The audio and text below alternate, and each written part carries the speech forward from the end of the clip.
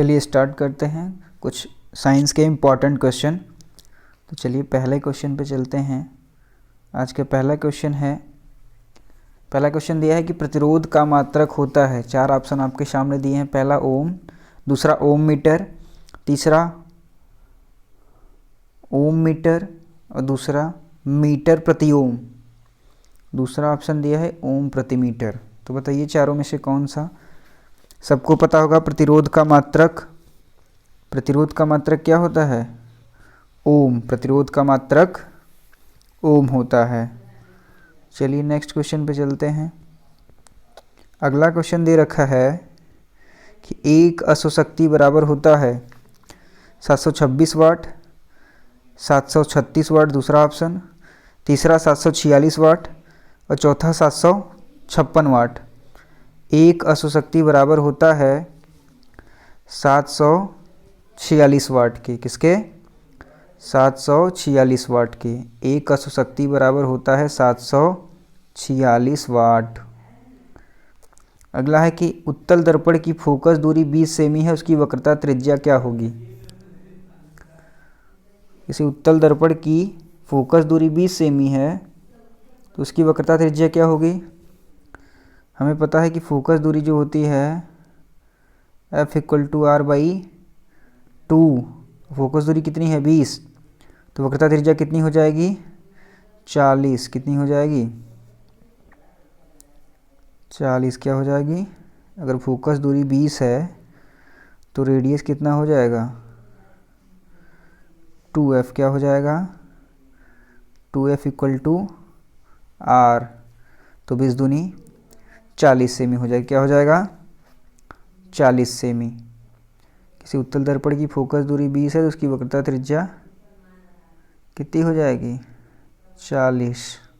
चलिए next question पे चलते हैं। अगला क्वेश्चन दिया है कि 220 वोल्ट और 100 वाट के विद्युत बल्ब के तंतु का प्रतिरोध होगा। पहला ऑप्शन है 2.2 ओम, दूसरा ऑप्शन है 484 ओम, तीसरा है 22,000 ओम और चौथा है 48.4 ओम। तो जो इसको पढ़े होंगे उनको पता होगा क्या होता है। R = होता है V²/P। क्या होता है? V²/P। फार्मूला पता है? R = V²/P। तो यहाँ हो जाएगा R बराबर V कितना है? 220। तो 220 का स्क्वायर कर दो और बटे P कितना है? 100 वाट। तो 0 से 0 कट गया, 1 0 ये कट गया, 1 0।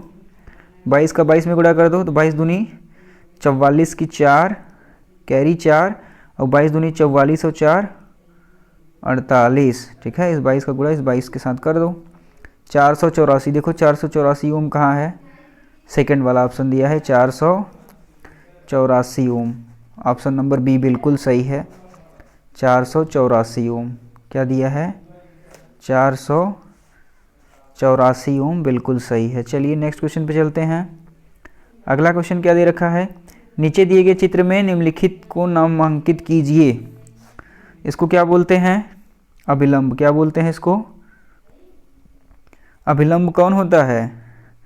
सबसे पहला ये होता है अभिलंब। क्या है ये? अभिलंब। आपतन कोण यहाँ बनता है, परावर्तन कोण इधर से बनता है और परावर्तक पृष्ठ इसको बोलते हैं।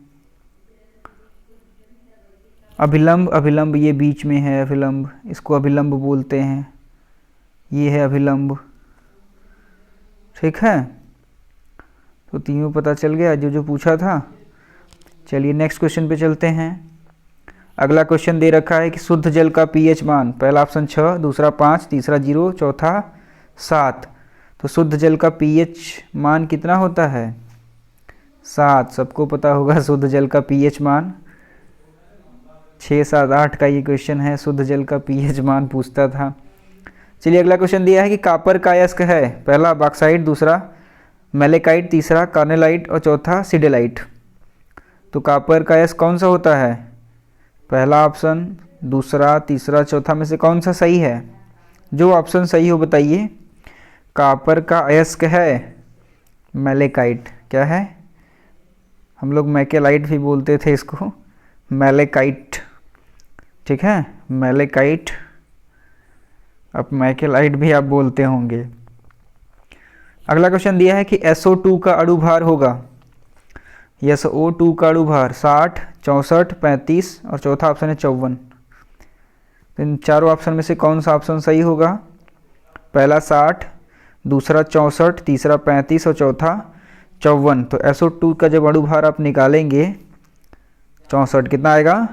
64। SO2 का अणु भार 64 होता है, पता है सबको? SO2 का अणु भार 64। चलिए नेक्स्ट क्वेश्चन पे चलते हैं।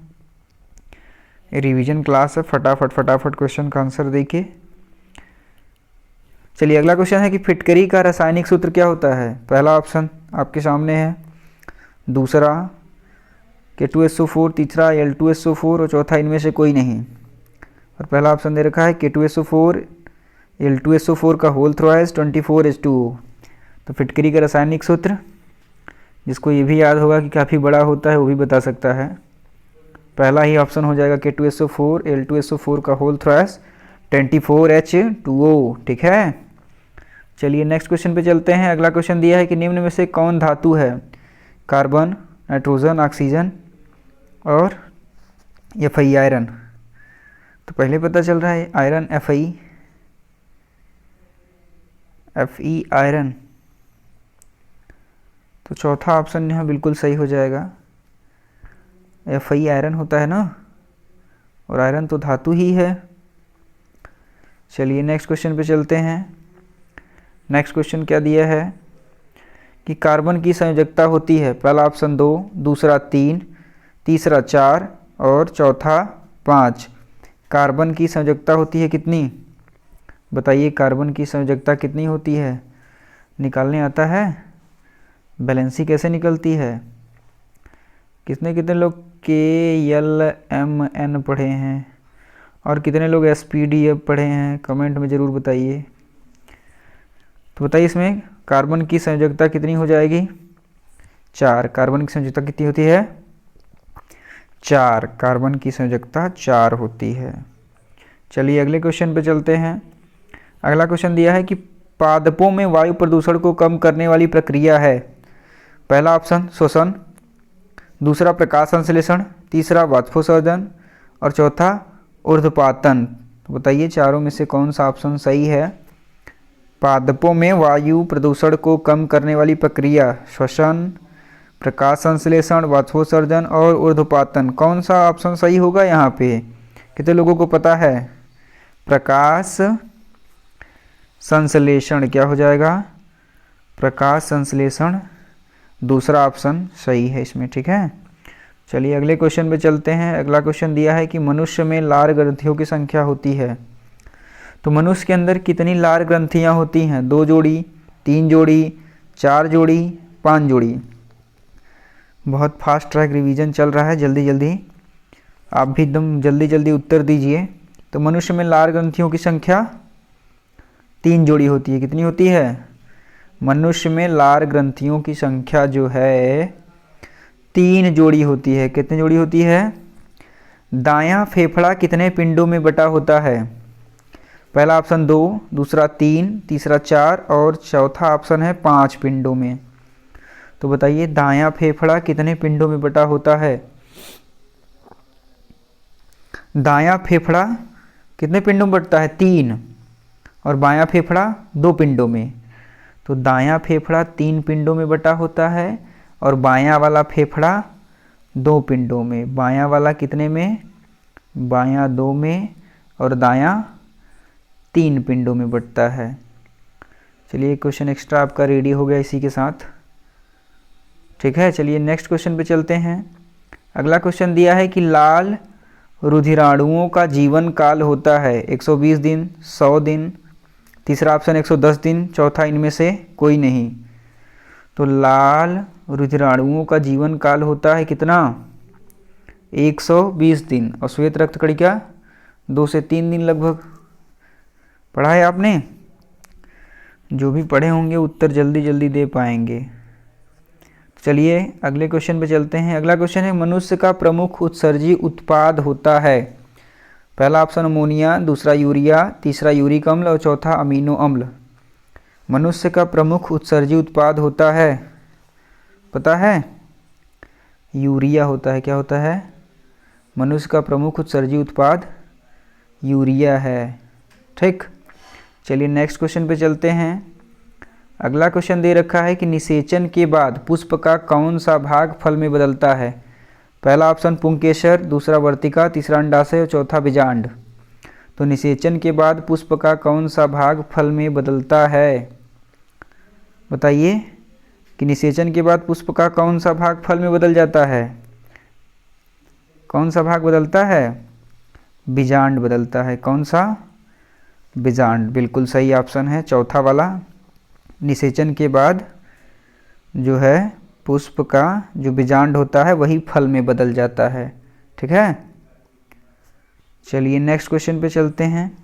अगला क्वेश्चन क्या दे रखा है? बस यही लास्ट क्वेश्चन था और इसी के साथ लास्ट। और आप अपनी तैयारी अच्छे से करते रहिए और ज़्यादा से ज़्यादा प्रैक्टिस करिए। मैथ का भी प्रैक्टिस आता है शाम को और साइंस के भी आ रहे हैं, प्रैक्टिस करिए अब ज़्यादा से ज़्यादा।